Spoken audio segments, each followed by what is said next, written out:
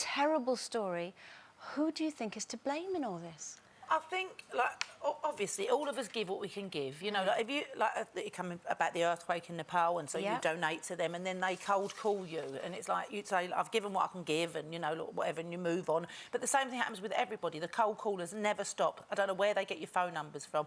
Or you walk along the street, and there's people there asking you to donate to charity, so you donate to that. I went to Sainsbury's the other week, and I walked in, and I ended up signing up for a year to help, you know...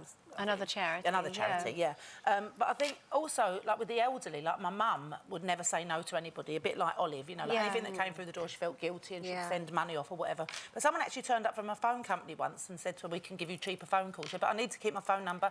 So they said, that's OK, we can give you another line as well. So when we got round there, she now had 2 lines. Wow.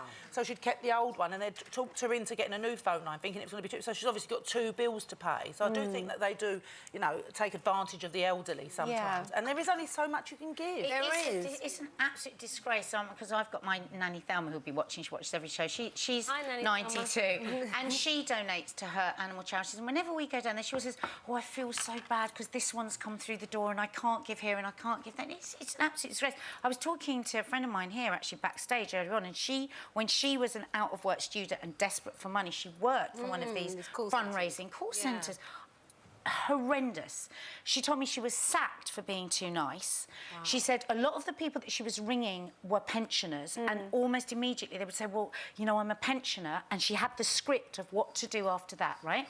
She had to try and get them up 3 times. She would ask for them to, so they might say, oh, well, I'll give you £2, and then there was a script that she had to follow. Oh, do you think you could get up to £10? And she said she ended up in tears on the phone, and she was sacked for being too nice. I think the thing, though, we do sort of have to look at this in a balanced way. You know, most charities do great work, and thank goodness that we have them around to support those that need help.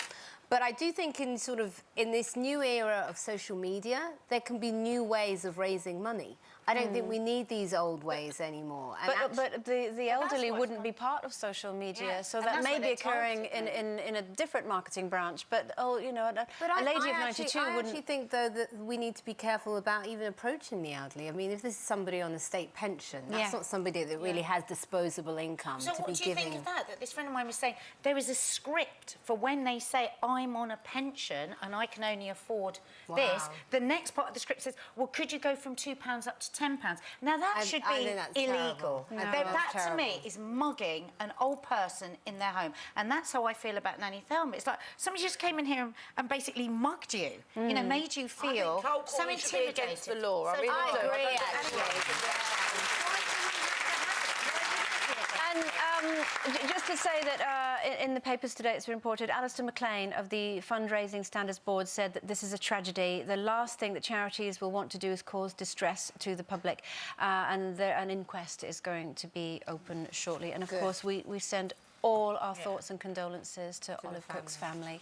What a tragedy.